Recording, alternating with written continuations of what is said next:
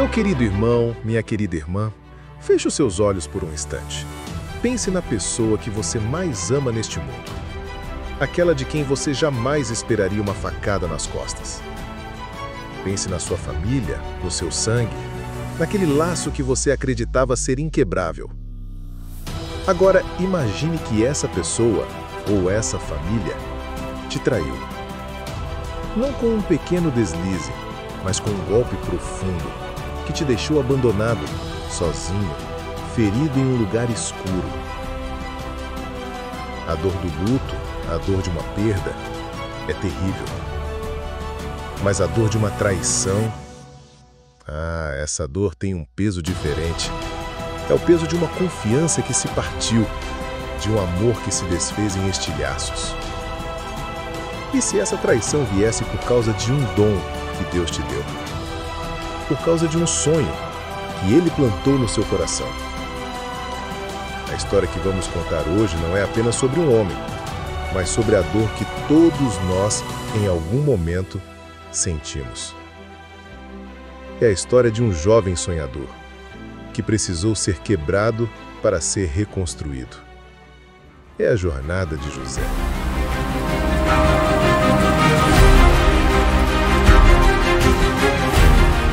No livro de Gênesis, capítulo 37, versículo 3, a Bíblia nos apresenta ele. Israel amava mais a José do que a todos os seus outros filhos, porque o tinha tido em sua velhice, e fez-lhe uma túnica de cores variadas. José era o filho da velhice de Jacó, o herdeiro de uma linhagem de fé. E ele era amado de uma forma especial. A túnica que seu pai lhe deu não era apenas uma roupa. Era um símbolo. Era um sinal de amor, de preferência, de um destino especial. Mas para os seus irmãos, essa túnica era um insulto. Ela representava o favor que eles não tinham, a luz que eles não enxergavam, o brilho que eles desejavam para si.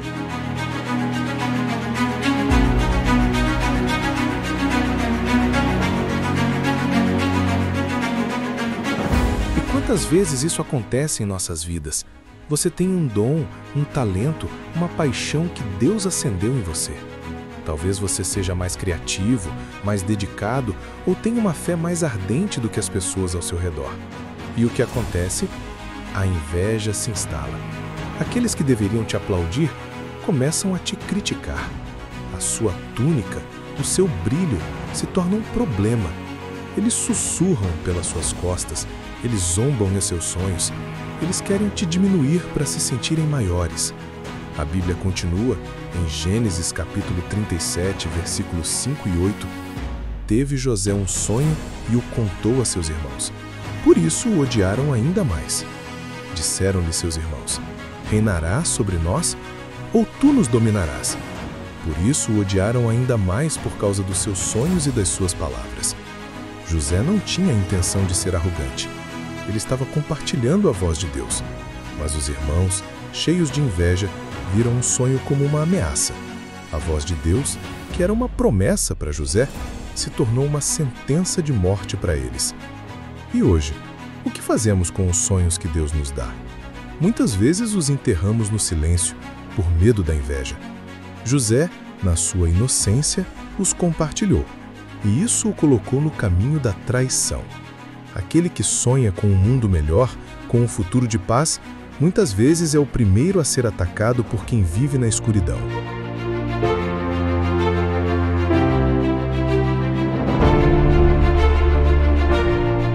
Você já se sentiu assim? Jogado em um poço vazio, depois de uma traição? Um relacionamento que acabou, um emprego que se perdeu, uma amizade que te abandonou? Você se sentiu como se o chão tivesse sido arrancado debaixo dos seus pés. Você se sentiu sem água para beber, sem esperança para viver. E o mais doloroso, não foi o mundo que te traiu, foram aqueles que você chamava de família. Mas aqui está o ponto crucial. O poço estava vazio. Ele não estava cheio de água para afogá-lo. Foi a traição dos homens, mas a proteção de Deus. O poço o abrigou até que o plano de Deus pudesse ser ativado. A túnica foi rasgada, mas o sonho não foi. O corpo foi jogado no poço, mas a alma não foi afogada. Deus estava com ele, e ele está com você. A dor da traição, por mais profunda que seja, não pode cancelar os planos que Deus tem para a sua vida. A inveja dos homens não pode apagar o brilho que Deus acendeu em seu coração.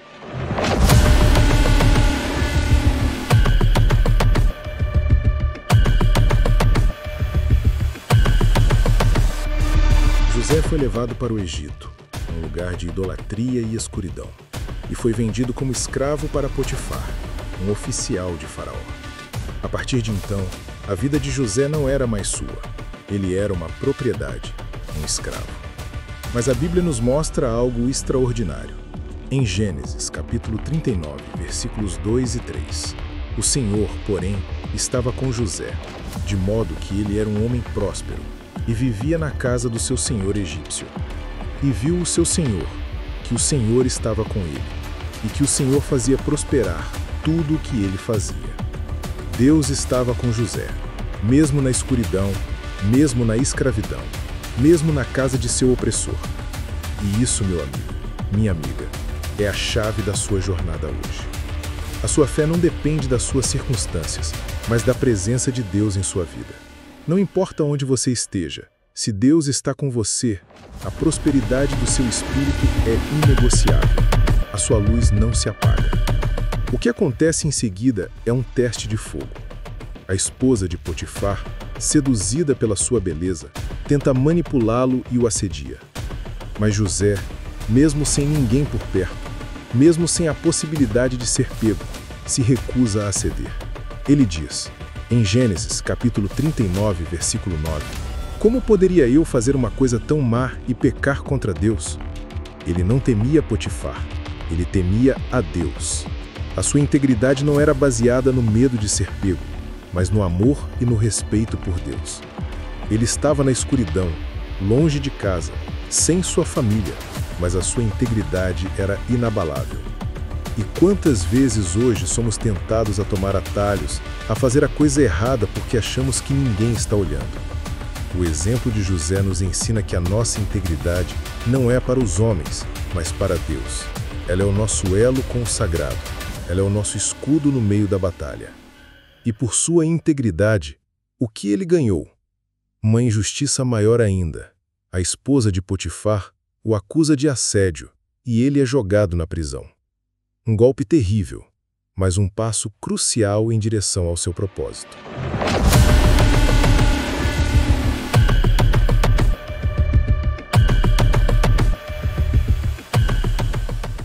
A prisão, a escuridão, o silêncio. José estava lá, no fundo de um calabouço, por uma injustiça.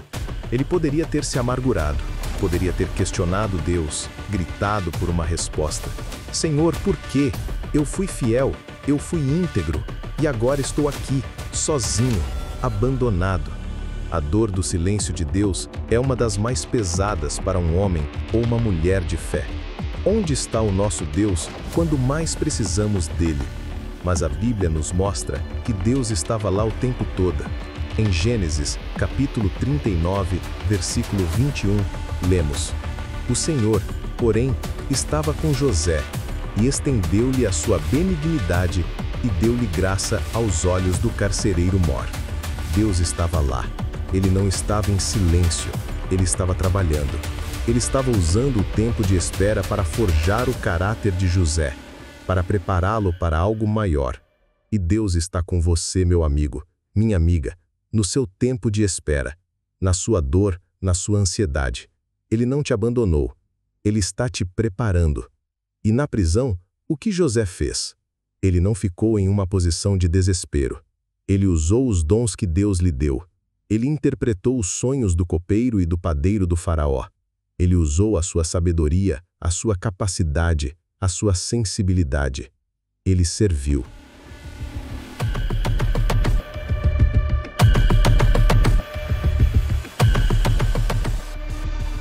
O que você está fazendo com o seu tempo de espera? Na sua prisão? No seu poço? No seu deserto? Você está se afundando na autocompaixão? Ou está usando os dons de Deus te deu para servir o próximo? A história de José nos ensina que a nossa espera não é tempo perdido. É tempo de preparação. É tempo de servir. É tempo de crescer.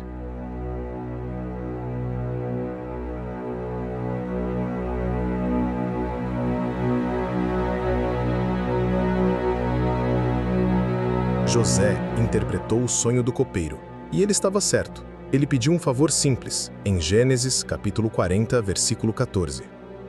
Contudo, quando estiveres bem, lembra-te de mim e usa de bondade para comigo. Fala a Faraó a meu respeito e tira-me desta prisão. O copeiro prometeu. Mas o que aconteceu? A Bíblia nos diz em Gênesis, capítulo 40, versículo 23. O copeiro-chefe, porém, não se lembrou de José, mas se esqueceu dele. Ele se esqueceu. Aquela pessoa que você ajudou, aquela pessoa que você foi gentil, aquela pessoa que você acreditou que te ajudaria, ela se esqueceu de você. A dor de ser esquecido é uma das mais cruéis que existem. É como se a sua existência, o seu ato de bondade, não tivesse valor.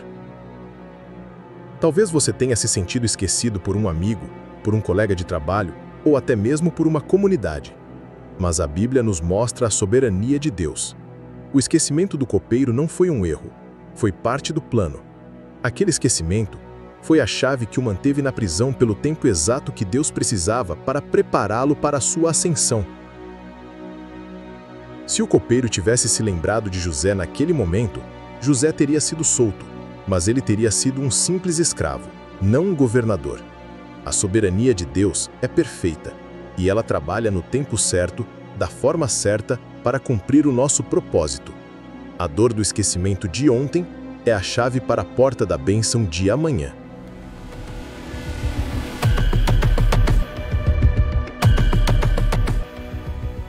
Dois anos depois, Faraó teve um sonho que o inquietou. Ele chamou todos os seus sábios, mas ninguém conseguiu interpretá-lo. Foi nesse momento que o copeiro se lembrou de José. Em Gênesis, capítulo 41, versículo 9, ele diz: Eu me lembro hoje dos meus pecados. Quando Faraó estava irado contra os seus servos e me pôs na prisão, havia lá conosco um jovem hebreu, servo do capitão da guarda, a quem contamos os nossos sonhos, e ele os interpretou para nós. 2 anos de espera, 2 anos de silêncio, e de repente, a porta se abre. Mas não de qualquer forma. A porta se abre para a sala do trono. Deus não te dará qualquer porta de saída. Ele te dará a porta que te levará para o centro do seu propósito. José é levado à presença de Faraó. E o que ele faz? Ele não se gaba de sua sabedoria, mas humildemente aponta para a fonte de todo o conhecimento. Em Gênesis, capítulo 41, versículo 16, respondeu José a Faraó dizendo: Não está em mim. Deus dará a Faraó uma resposta de paz. Onde o homem egípcio confiava em sua própria sabedoria, José confiava em Deus, e a sua humildade e sua fé foram a chave para a sua ascensão. José interpretou o sonho, não apenas o explicando, mas dando um plano para o Faraó. Ele mostrou que o sonho era de abundância e escassez. E a sua sabedoria impressionou tanto o Faraó que ele fez algo inimaginável. Em Gênesis, capítulo 41, versículo 39, o Faraó disse a José: Visto que Deus te fez saber tudo isso, não há ninguém tão entendido e sábio como tu. Ele o vestiu com vestes de linho fino, colocou um anel em seu dedo e uma corrente de ouro em seu pescoço. De um poço, de um calabouço, José ascendeu ao trono. De escravo, se tornou o segundo homem mais poderoso do Egito. A história de José é a prova viva de que a escravidão não pode impedir a sua coroação, que a prisão não pode aprisionar o seu destino.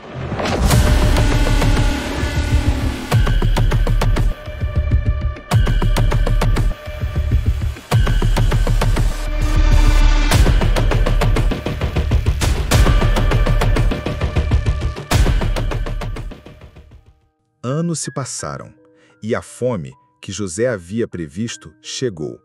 Seus irmãos, sem saberem que ele estava vivo e era o governador do Egito, foram até lá para comprar grãos. A cena é de cortar o coração. Os irmãos se curvam a José, sem o reconhecerem. O sonho de José, aquele que eles zombaram, estava se cumprindo na frente de seus olhos. José os reconheceu. E o que ele fez? Ele não se revelou de imediato. Ele os testou. Ele testou o coração deles. Ele queria saber se eles tinham mudado, se o remorso havia plantado uma semente de amor em seus corações. Ele os acusou de serem espiões. Ele prendeu um deles. Ele colocou o seu cálice na sacola de Benjamim, seu irmão mais novo. José não estava sendo cruel. Ele estava procurando uma prova de arrependimento. Porque o perdão sem arrependimento não é cura, é apenas um atalho para mais dor. E hoje, o que fazemos? Muitas vezes perdoamos sem ver arrependimento, e a ferida continua aberta. O perdão de José seria a cura para sua alma e para de seus irmãos. E então, o grande momento. Quando os irmãos demonstraram que haviam mudado, que eles defenderam Benjamim, o filho mais novo, o coração de José não aguentou. Em Gênesis, capítulo 45, versículo 1, a Bíblia diz: Então José não podia mais conter-se diante de todos os que estavam com ele e clamou: Façam sair todos de minha presença. E ninguém ficou com ele enquanto se dava a conhecer a seus irmãos. Ele chorou. Ele chorou de dor, de amor, de saudade. Aquele choro, depois de tantos anos, foi um rio que lavou todas as feridas. Aquele choro foi a prova do amor que jamais havia morrido. E então, ele diz uma das frases mais poderosas de toda a Bíblia, em Gênesis, capítulo 45, versículo 5. Agora, não vos entristeçais, nem vos zangueis convosco mesmos por me haverdes vendido para cá, porque para a conservação da vida, Deus me enviou adiante de vós. Você ouviu isso? Ele não os acusou, ele os consolou. Ele disse que o que eles fizeram, por mais malicioso que fosse, foi usado por Deus para um propósito maior. O mal dos homens se tornou a providência de Deus. A traição de ontem foi a salvação de hoje. A dor que você sente agora é a preparação para o seu destino glorioso. A mentira que te fizeram se tornou a prova de sua integridade. A prisão em que te colocaram é o lugar onde Deus está forjando o seu caráter para que você se torne um governante. José perdoou os seus irmãos. E ao perdoá-los, ele não apenas os salvou, mas salvou a sua própria alma da amargura, do ódio e da escravidão emocional. O perdão não é para o outro, o perdão é para você, é a sua liberdade.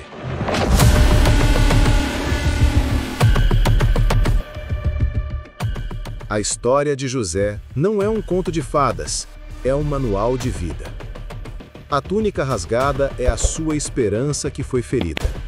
O poço vazio é a sua solidão. A casa de Potifar é o seu trabalho duro que não é reconhecido. A prisão é o seu tempo de espera, o seu deserto. E o esquecimento do copeiro é a dor de ser abandonado por quem você ajudou. Mas, assim como José, você tem um chamado. Uma túnica que Deus te deu.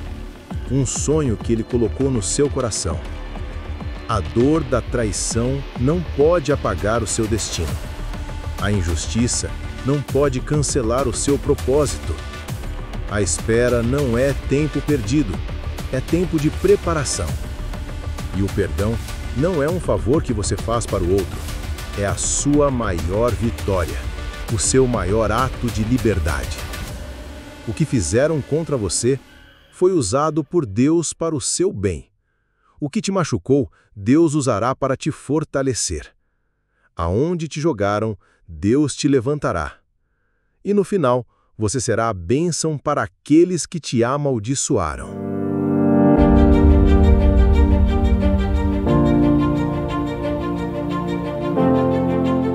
Meus amados e minhas amadas, depois de tudo o que vimos, eu quero te fazer um convite. Não é um convite para o canal, nem para a nossa próxima mensagem. É um convite para um encontro. Um encontro entre você e o Pai. Por um instante, feche os seus olhos, respire fundo e se coloque na presença de Deus. Lembre-se da sua dor, da sua traição, de cada injustiça que você viveu. Mas lembre-se principalmente que José não estava sozinho. Deus estava com ele. E Deus está com você. Agora, com o coração aberto e cheio de fé, vamos juntos, com uma só voz, fazer esta oração. Pai amado, em nome de Jesus, nós nos colocamos diante de Ti.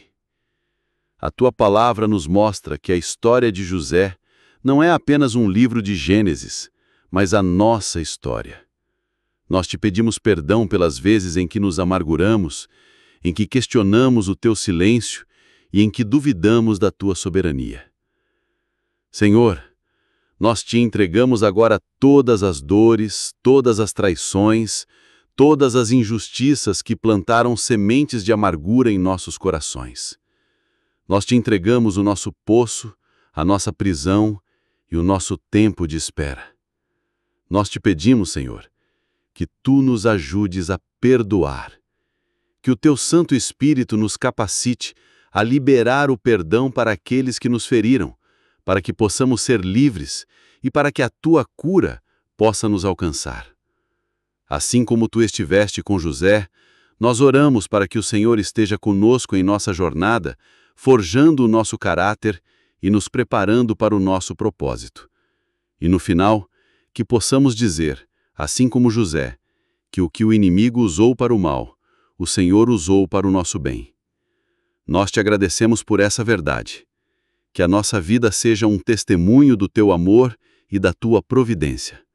Em nome de Jesus, nosso Salvador, nós oramos. Amém.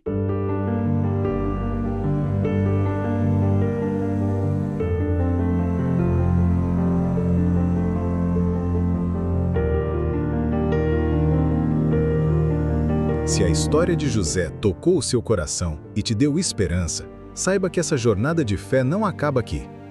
A aliança de amor e fé é o seu lar, a sua comunidade, o lugar onde a sua alma encontra a paz e a palavra de Deus te dá a sabedoria para viver uma vida de propósito. A sua história de superação precisa ser contada.